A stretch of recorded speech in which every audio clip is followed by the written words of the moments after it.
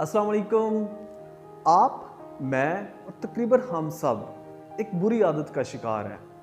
और वो बुरी आदत ये है कि फ़र्ज़ डालें कोई बीमार हो गया है तो हम उसके पास जाके उसको कहते हैं ओए होए पहले तो आप बहुत सेहतमंद थे, बीमारी पता नहीं क्यों लग गई है आपको बीमारी।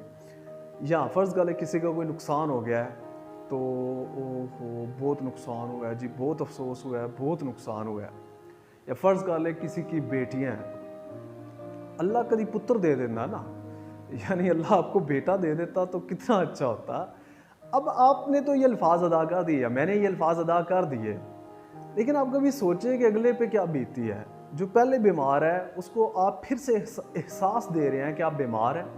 हो सकता है वो जंग कर रहा हो, इस चीज़ से निकलने की कोशिश कर रहा हो, लेकिन आपके ये अल्फाज अदा करने से वो फिर उसी कैफियत में चला जाए।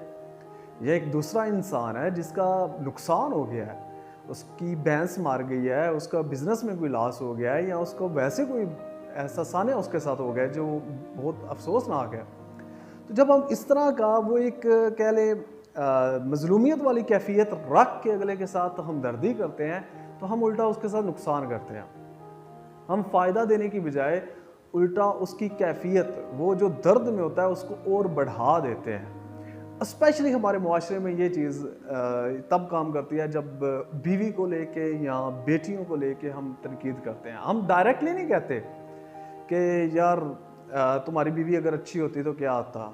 हम इस तरीके से वो बयान करते हैं कि अगला खुद ब खुद अपनी बीवी से उलझन खाने लग जाता है। या अगर उसकी बेटियां अभी बेटे नहीं हैं या सिर्फ बेटे हैं और बेटी नहीं है, तो हम इस तरीके से अपने अल्फाज अदा करते हैं कि वो उल्टा और जो पहले हार्डली उस कश्मकश से निकलने की कोशिश कर रहा था वो और उस दलदल में फंस जाता है। तो फ़र्ज़ गले कोई बीमार है तो वहाँ पे जाके जब आप उसकी अयादत के लिए जाते हैं तो अल्फाज के इंतखाब में बहुत एहतियात करें।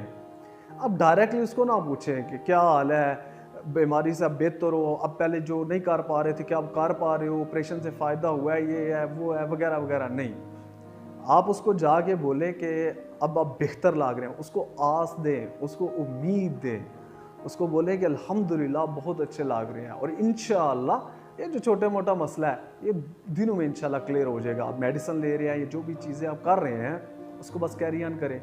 या किसी का लॉस हो गया है तो आप पॉजिटिव जो वर्डिंग है वो यूज़ करें। अगर वाकई ही आप अगले की अयादत या उसके किसी गम को या तकलीफ को बांटना चाहते हैं, लेकिन अगर बढ़ावा देना चाहते हैं तो फिर जो ट्रेडिशनल वे में चीज़ें हैं इनको फॉलो करते जाएं। कोई बीमार है तो जाकर पूछे क्या हाल है, ओ हो ये बीमारी आपको लग गई, ये कोई उम्र थी लगने वाली, ये आप ही को क्यों लग गई, वो दूसरा देखे वो कितना अच्छा है वगैरह वगैरह वगैरह, वो तो बड़ा फिट है, या आपका नुकसान हो गया बाकियों का तो नहीं हुआ, आपका कैसे हो गया, ओ हो वगैरह वगैरह। मतलब ये अंदाज जो होता है ये अगले को एहसास मजलूमियत में ले जाने वाला अंदाज होता है।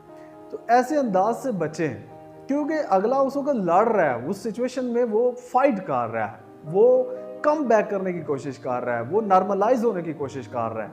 आपका काम है कि उसको उसमें हेल्प करे, ना कि उसको और ज़्यादा पुश करे और उसको बैक में फेंक दे।